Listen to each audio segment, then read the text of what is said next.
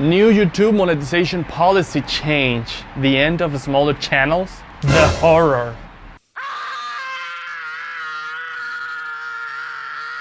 Coming up next.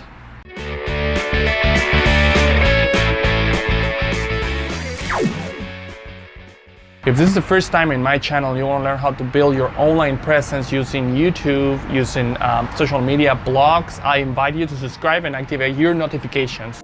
So as of January 16, 2018, there are new changes coming up as part of the YouTube Partner Program.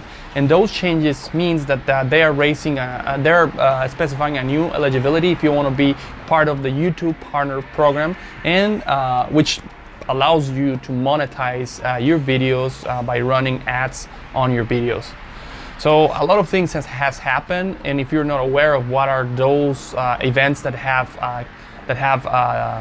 made YouTube to decide to implement more strict policies, you can check out my previous video about where I talk about the YouTube adpocalypse. I'm gonna put it like somewhere here. I'm gonna put it here, right here. Yeah. So the new requirements are that you have to have at least 4,000 watch hours in the last 12 months, and you have to have at least 1,000 subscribers.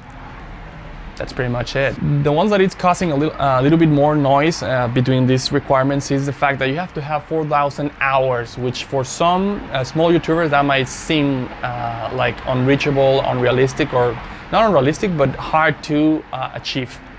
So let's hear what YouTube have to say from one of his official communications. They will allow us to significantly improve our ability to identify creators who contribute positively to the community and help drive more ad revenue to them.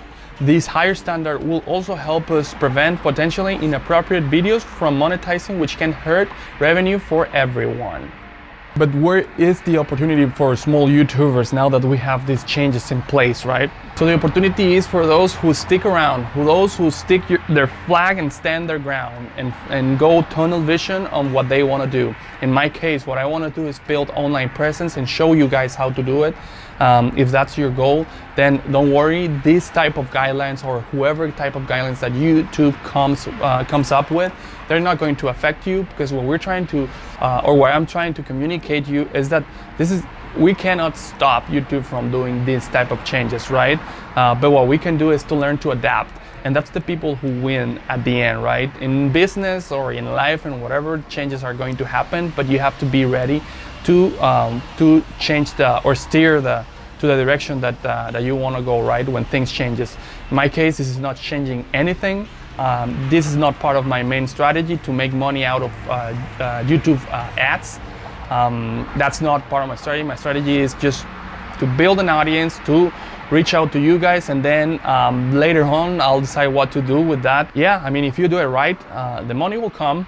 If you do it right, people will start noticing it, and there will be companies and brands reaching out to you because they want to work with someone who is committed for the long term, not someone who's looking the shortcuts or cutting corners or loopholes. This proves clearly that when you're trying to create digital presence, you have to be everywhere. You have to be in more than just one platform, because you don't know when that platform is going to pull the rug.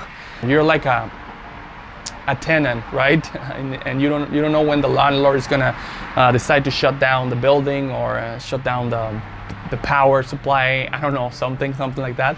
And you gotta be ready for it. You gotta be just having a strategy for how to address like extreme situations. Use YouTube to amplify your message, not to monetize. Because then if that's your focus, which I don't think that it's bad.